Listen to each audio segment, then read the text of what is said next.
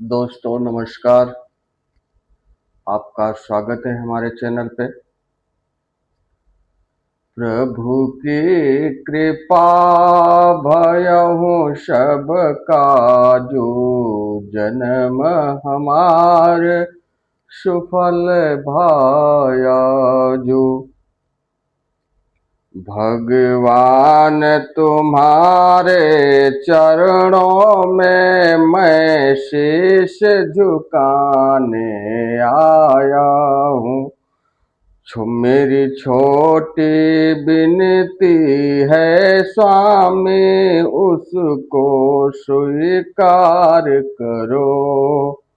मुझको अपनी भक्ति दे दो, मेरी पूजा स्वीकार करो।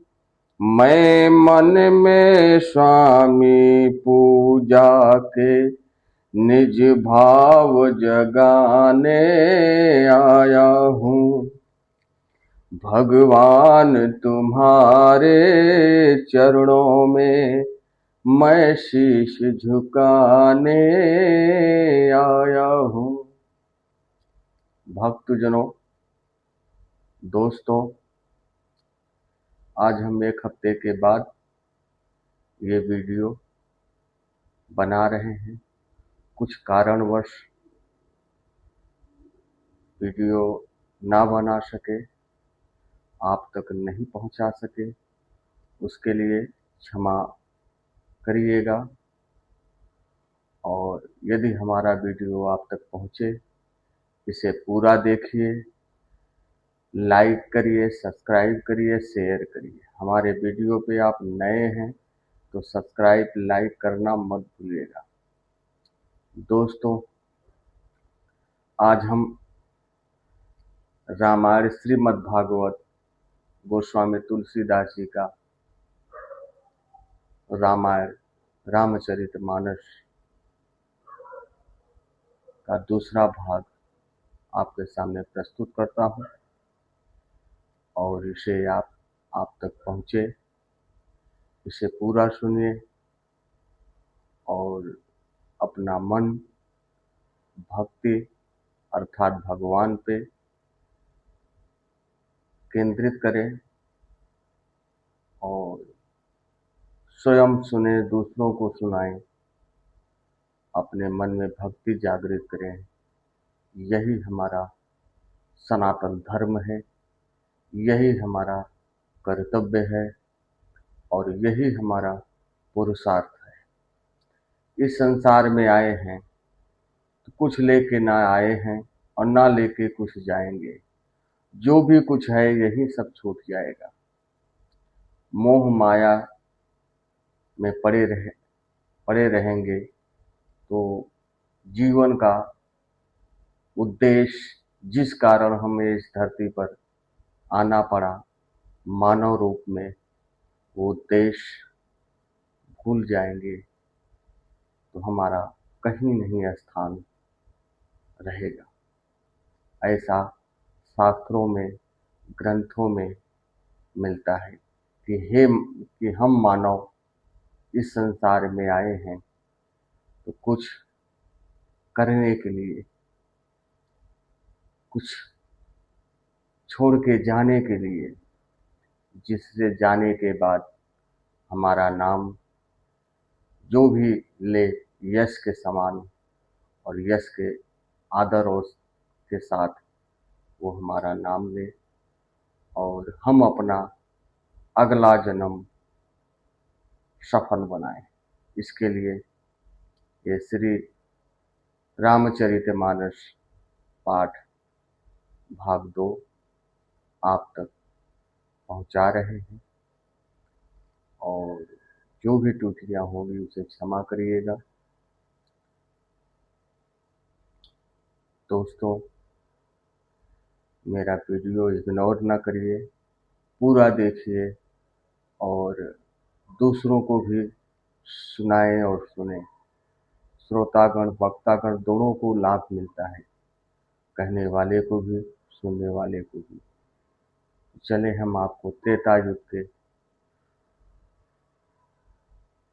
युग में आपका सैर कराते हैं, भ्रमण कराते हैं, जहाँ पे गोस्वामी तुलसीदास जी के मुखारबिंद से निकला हुआ ये वाक्य त्रेता युग को दर्शाता है।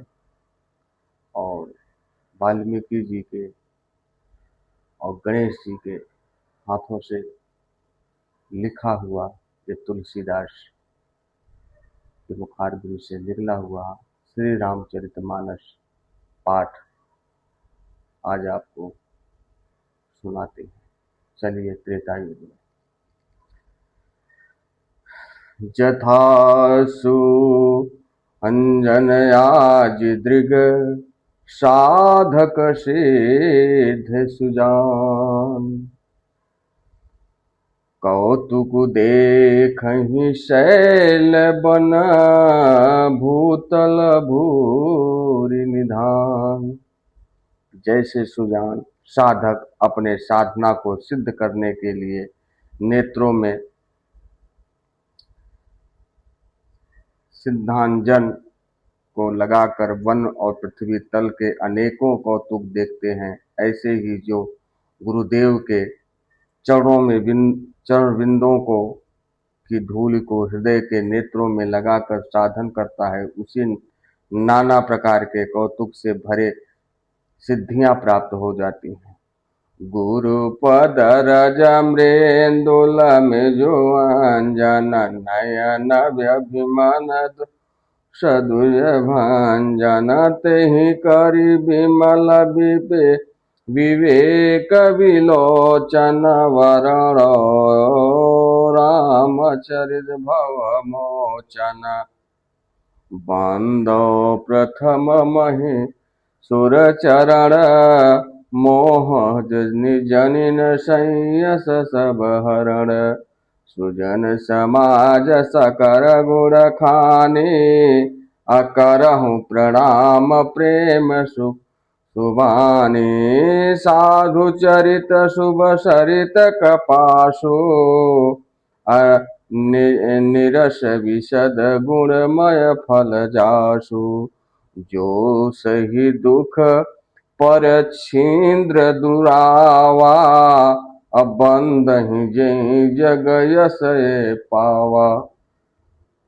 यद्यपि साधु चरित सत्य पुरुषों का चरित्र कपास के समान नीरज अवश्य है, पर उसका फल बड़ा ही गुण देने वाला है, क्योंकि संत जन दुख सहस कर भी पराये दोष को छिपाते हैं, ऐसी ही वे हमारे लिए वंदनीय और संसार में यश पाने वाले हैं। मुद मंगलमय संत समाजो जो जग जड़ गम तीरथ राजो। राम भक्ति जह सुरने धारा सरस महावेद्र प्रचारा। विधि निषेधमय कलिमल हरणी कर्म कथा रविनंदनी वरणी। हरि हर कथा विराजत बेनी सुनत सकल मृदु मंगल देनी। बिट विश्वास चल निज धर्मा अतीरथ राज समाज कुश कर्मा। सब ही सुलभ निज दिन सब देशा असेवद शारद समन कलेशा।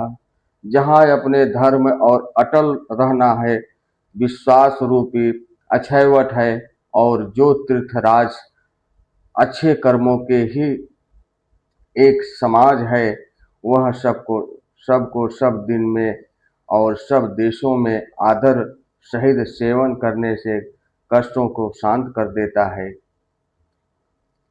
ध्यान दीजिएगा कि कोई भी मनुष्य हो, उसका पहचान उसके अच्छे कर्मों से ही होता है, बुरे कर्मों से नहीं होता है। जो अच्छा कर्म करता है उसकी वही पहचान बन जाती है, और उसको लोग आदर सहित उसका नाम लेते हैं। जो गलत करता है, किसी का निरादर करता है, उसको लोग आदर सहित उसका सम्मान, उसका नाम नहीं लेते हैं। तो ये गौर करिएगा कि आपके अंदर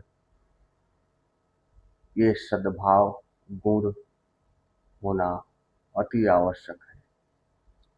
अथक अलौकिक तीरथ रावो, देई सद्य फल प्रगट शोभा प्रभाव। वह अलौकिक साधु समाज रूपी तीर्थराज सर्वदा ही प्रभाव युक्त फल को प्रत्यक्ष देने वाला है। जिसके अंदर ये सब गुण होता है वो संत पूजनीय है, वो मानव पूजनीय है। सोने समुझने मुदित मंजिल रित अनुराग, ललहि लाचार्य फल यच्छत तनु साधु समाज प्रयाग।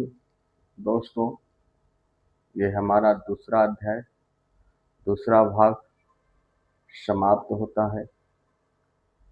और ध्यान दीजिएगा, गौर करिएगा बातों को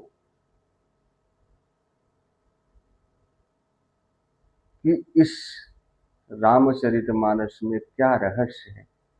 ये रामचरितमानस गोस्वामी तुलसीदास जी के मुखारबिंद से निकला हुआ एक एक वाक्य क्या कहता है, कैसे जीवन जीना चाहिए मनुष्य को और किस तरह रहना चाहिए,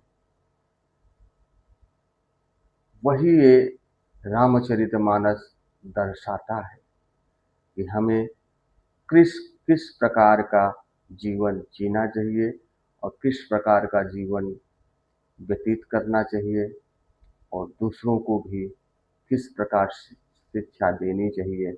ऐसा ये श्री रामचरितमानस पाठ बताता है। तो दोस्तों, हमारा वीडियो यदि आप तक पहुँचे, इसे लाइक करें, सब्सक्राइब करें, शेयर करें, इग्नोर ना करें। जय, कमेंट में लिखें जय श्री राम, जय माता दी।